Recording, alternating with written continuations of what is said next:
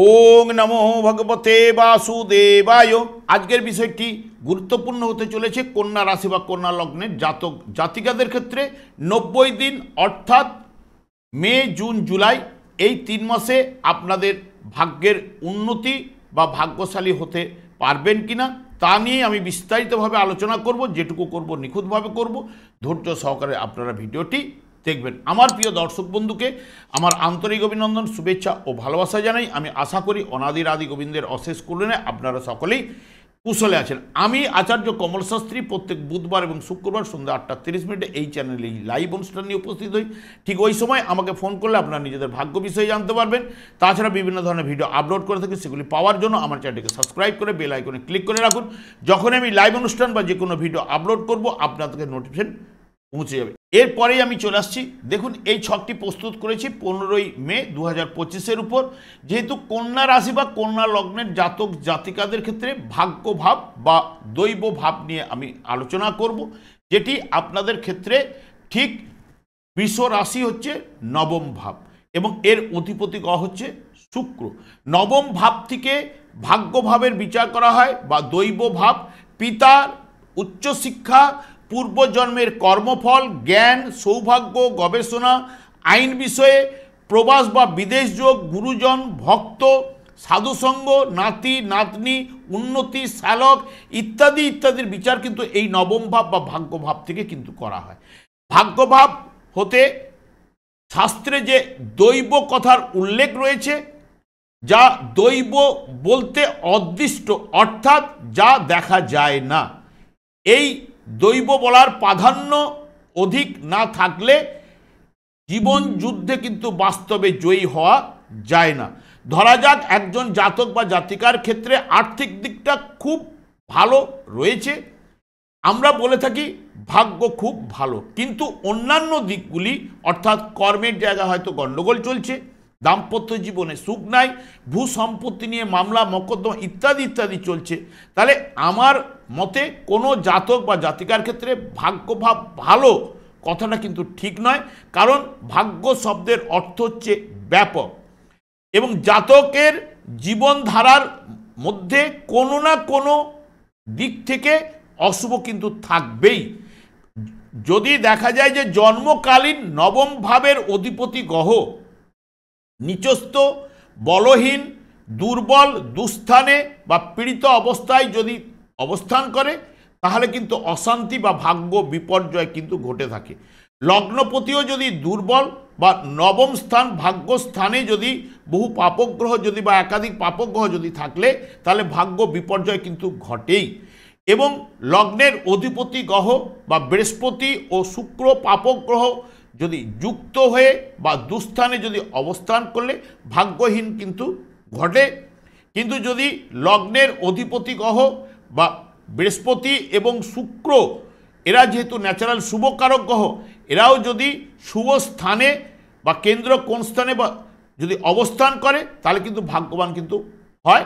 এবং ভাগ্যপতি গ্রহ উচ্চ স্থানে স্বক্ষেত্রে সবল হলে, বৃহস্পতির দ্বারা যদি দৃষ্ট বা যুক্ত হলে বা শুক্রর দ্বারা দৃষ্ট বা যুক্ত হলে, কেন্দ্র এবং কোন স্থানে যদি থাকলে, তাহলে ভাগ্যবান কিন্তু হয়। নবমপতির যদি দশা অন্তর্দশা চললে ধর্ম, ভাগ্য এবং তীর্থ ভ্রমণ, ধর্মস্থান দর্শন, সম্মান লাভ এবং বিশ্ববিদ্যালয়ের ডিগ্রি, বিদেশ ভ্রমণ, বিদেশে বসবাস ইত্যাদি ইত্যাদি কিন্তু করিয়ে থাকে।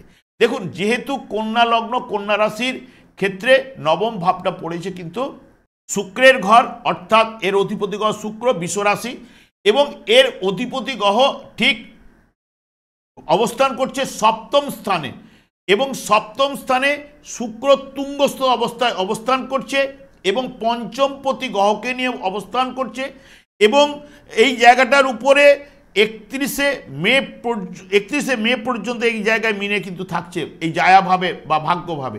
তাহলে স্ত্রীর ভাগ্যে ভাগ্য উন্নতি কিন্তু ঘটতে পারে, কারণ বিবাহের যোগ আনতে পারে।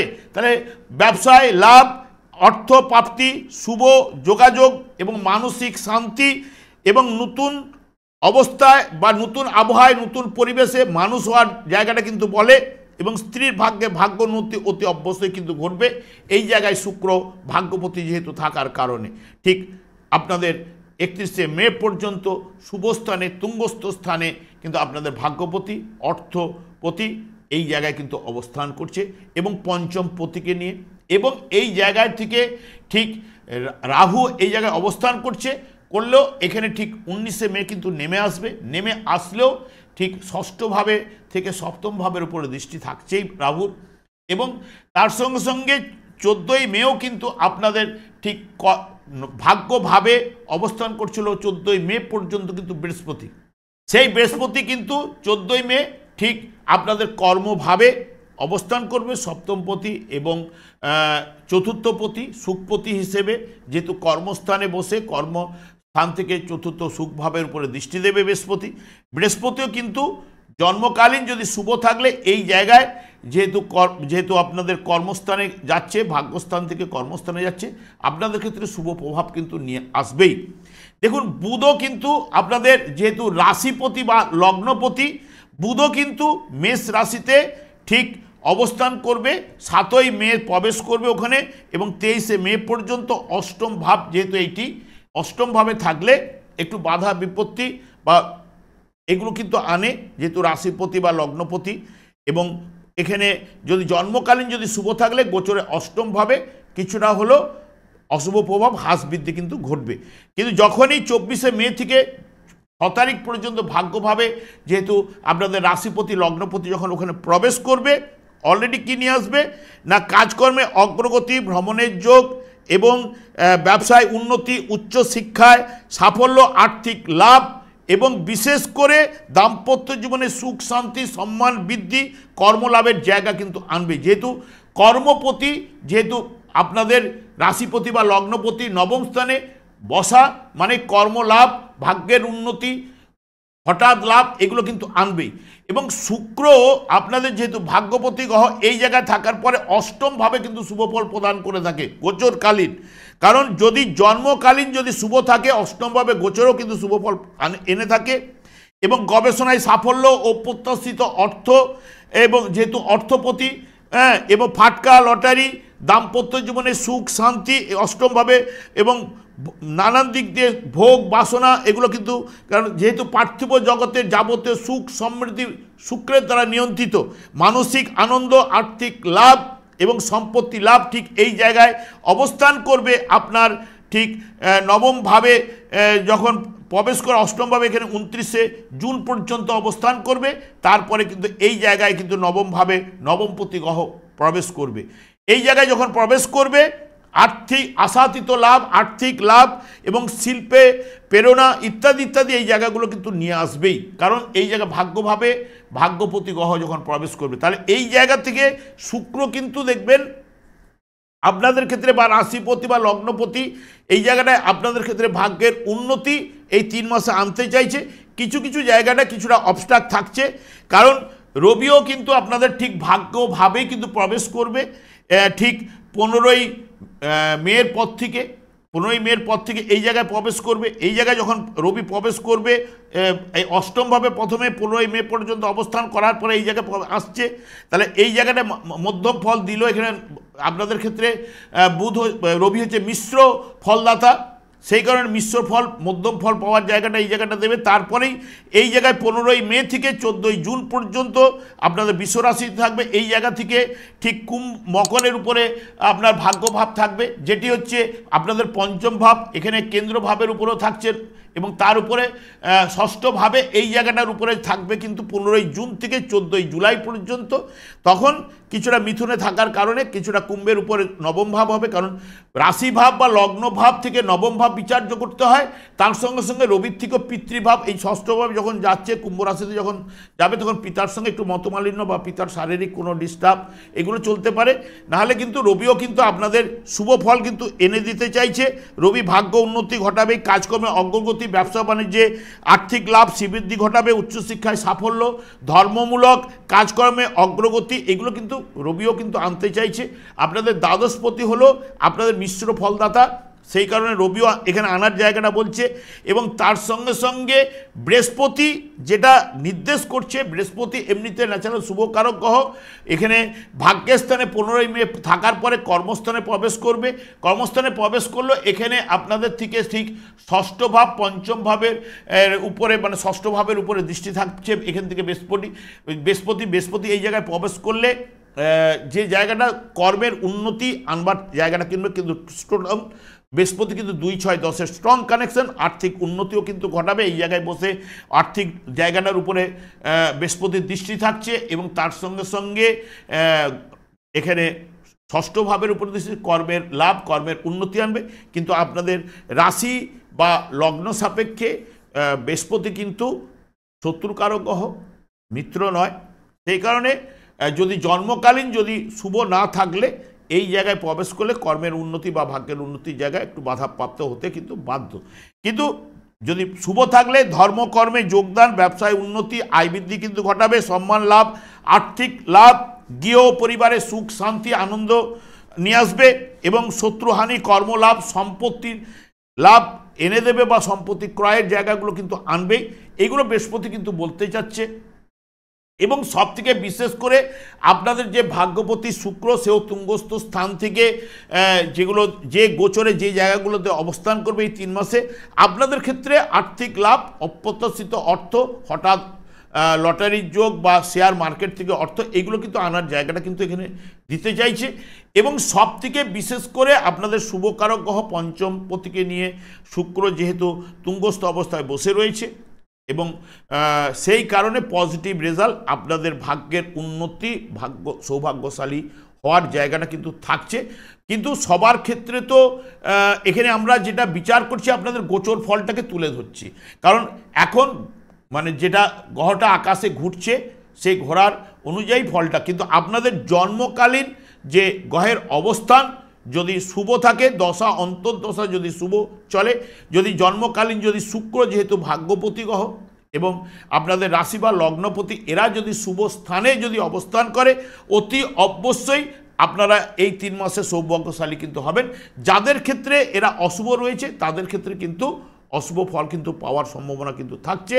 কিন্তু আপনাদের ক্ষেত্রে যেহেতু শনিদেব পঞ্চম ভাবের অধিপতি গ্রহ সপ্তম স্থানে প্রবেশ করেছে, সপ্তম স্থানে বসে যেহেতু রাশি ভাব বা লগ্ন ভাবকে যেহেতু দেখছে, সেই কারণে শনিদেবকে সন্তুষ্ট রাখার চেষ্টা করুন। কারণ শনিদেব যদি সন্তুষ্ট হন, পুরো যে পূর্ব জন্মের যে কর্মফলের যে অর্থ বলুন যাই বলুন, সেটা কিন্তু আপনাদের ব্যাংক ব্যালেন্স অর্থটাকে বাড়াবে। অন্যান্য গ্রহের যে সংযোগে যে অর্থটা দেবে সে কিন্তু আপনাদের ক্ষয় করিয়ে দেবে, যে কোনো প্রকারে নাশ করাবে বা ভোগ লোভ লালসায় আপনাকে কিন্তু বাড়ি ঘরদর ইত্যাদি ইত্যাদি করে আপনাকে কিন্তু সেটা নিচে কিন্তু দেখাবে। কিন্তু যে পূর্ব জন্মের কর্মফলের অর্থ কিন্তু শনিদেবী একমাত্র প্রদান করে। কারণ আমরা মৃত্যুর পরে এই জায়গা থেকে কিন্তু সুকৃতি আর আত্মা আর পাপ পুণ্য এই জিনিসটাকে নিয়েই কিন্তু আমরা যমলোকে প্রবেশ করি। সেখানে বিচার বিশ্লেষণ, যেহেতু শনিদেব হচ্ছে দণ্ডদাতা, কর্মফলদাতা, শনিদেব হচ্ছে এই আমাদের যে যমরাজের অগ্রজ, এবং এখানে দণ্ড দেওয়ার ফলে যে আমাদের যে 84 লক্ষ যোনি আছে সেখানে নিক্ষেপ করে। আমার যদি শুভ কর্মফল ওখানে যদি থাকে, পুণ্য সঞ্চয় থাকলে আবার মনুষ্য জন্ম হিসেবে আবার কিন্তু আমরা পেয়ে থাকি। সেই কারণে আমি একটা কথাই বলবো যে শনিদেবকে সন্তুষ্ট রাখলে দেখবেন আপনাদের যাবতীয় দিক দিয়ে কিন্তু সফলতা অতি অবশ্যই পাবেন।